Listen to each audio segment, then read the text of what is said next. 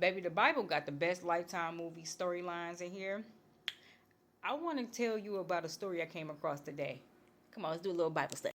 Have you ever heard about the Levite and his concubine? Now, hold on now. This story get a little deep. You're going to be clutching your pearls. Sit back, relax. We finna go on a ride. So this story starts at Judges chapter 19. So the story starts off. Now, in those days, Israel had no king. Problem number one. Now, for this Bible study, I had to go from the New Living Translation to the New King James Version. So, the New Living Translation give you like the,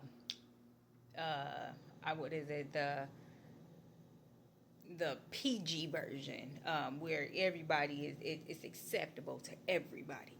The New King James Version gives you exactly what it was and what was going on. So let me move on to verse 2 right quick so we can go ahead and get this story taken care of. As it started off, in this day, Israel had no king, right? So there was this Levite. Now, let me tell you the importance of Levites. The Levites, I got my notes here. So the Levites were the leaders of the priesthood, right? They helped assist the priests. They carried the Ark of the Covenant. Their duties included music, teaching the law, and performing the sacrifices and offerings to the Lord.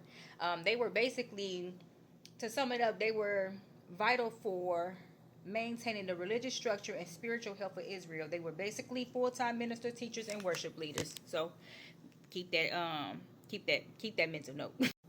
So this Levite, he took upon himself. He was in Bethlehem. He took upon himself a concubine. Now he lived in the city in a remote country in a hill called Ephraim. And as I stated, he took upon himself a concubine, right?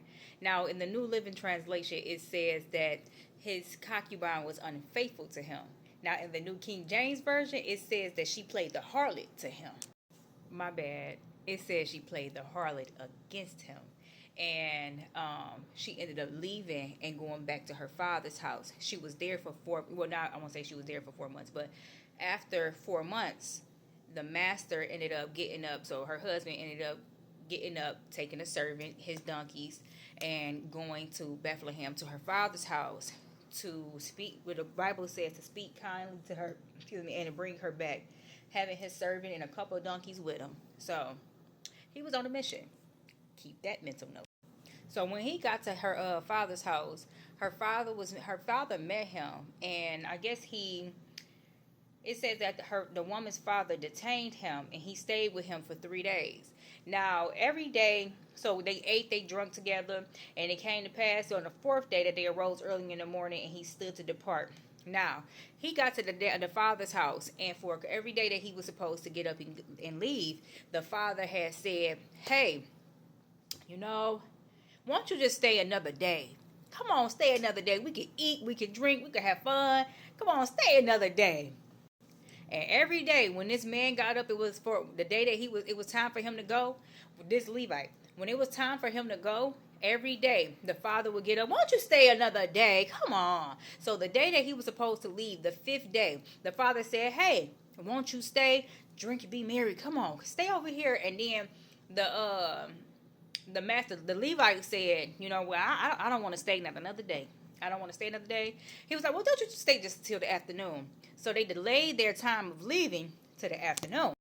So then, when it was time to go, it was the afternoon, right? They already delayed their time that they were supposed to stay. That they were supposed to leave. So when it was the afternoon, it was time for them to go.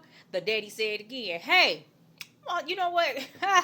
The day is drawing to a near end. Won't you just stay another night? I promise you can get up tomorrow and you can leave early in the morning. The master, the Levite, said, no, we're going to go ahead and go on about our day. We're about to go ahead and go. The Levite got his servant, his concubine, his donkeys, and they ended up leaving. So as they're traveling now. So they was traveling through the countries in the cities, right? So they finally get to this place. The Levite servant had said, hey, we've been, moving for a long time. It's starting to get dark. Maybe we're gonna need to go ahead and get off the road. Let's go ahead, find somewhere to sleep. Now they were going through a place called Jabez. It's It says that it is Jerusalem. So the Levite said, no, I don't want to stay in the country of foreigners. We can't stay. We don't want to stay there because there are no children of Israel there. So let's go ahead and keep going on until we find a city full of children of Israel. So they eventually ended up traveling further on, and they ended up making it to Gibeah. Now Gibeah belonged to the tribe of Benjamin. So when they got to Gibeah, they sat in the town square. It was dark, no one invited them in for them to stay with them. So as they stayed in the square, there was an old man coming out of the field from working. He came out of the field, went into the town square. He seen them waiting in the town square, and he invited them into their home. They introduced themselves. The older man had let it be made known that they can come. He said, whatever you need, let me allow that to be my responsibility. Let me take care of y'all, basically. So they got to the house, they started eating, they started drinking. And I guess, even though it was dark and they were in the town square earlier, people still saw them. Now the Bible says, as they were enjoying themselves, suddenly, certain men of the city, perverted men. Now, and it also means, the perverted man also means sons of Belial. Belial means worthlessness or wickedness. So basically, what the Bible is saying, the sons of wickedness, of worthlessness, suddenly appeared at the door while they was having a good time. How about that? These men began to bang on the door, demanding that the old man bring out the man who's in the house, which is the Levite. While they was banging on the door, trying to get that man to come outside, the older guy went outside, tried to talk to them, letting them know, hey, y'all don't want to do this. This is pure wickedness. This is disgusting. The Bible itself says, I beg you, do not act so wickedly. This is what the old man was saying to the man who suddenly came to his house, the sons of Belial. So the old man out there talking to him. And then the old man like, look, I got a virgin daughter. I will give her to y'all. And he has a concubine. We can give y'all both of them. Y'all can do y'all thing. But please don't be vile and wicked and do anything to this man. So they like, absolutely not. We don't want her. We don't want her. We want him. And when the Levite noticed that they wasn't paying no, they weren't giving in, they really wanted him, the Levite got up and took his concubine outside. It says that he pushed her outside. These men, the Bible says they begin to abuse and rape her all night until morning. And they did not let her go until the break of dawn. This woman, she didn't even have the strength. She got to the house, she collapsed in front of the door. It says that she fell face frontward. She couldn't even hold on to the door. She couldn't even knock on the door. She had her hand on the threshold. And then the Levite came to the door, opened the door, and seen her. The Levite ended up picking her up and was like, come on, we got to go. Let's go ahead and head home, right?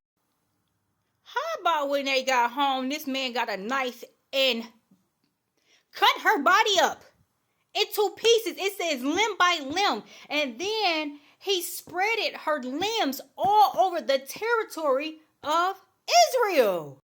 And just like that, just like a Lifetime movie, it ends off basically with a cliffhanger. Now, what I think is that man was on a mission. I think that he was at home sitting there pissed off that this lady did this to him. And he felt like he had to get back. That's why it says that he went to go and he was going to speak kindly to her to get her to come back home. That's why he pushed her outside. He wasn't finna get raped. So he pushed her outside to be abused. And then when he got home, he cut her limb for limb. That man was on a mission to destroy this lady because his feelings was hurt. Just think about it. What y'all think? Let me know.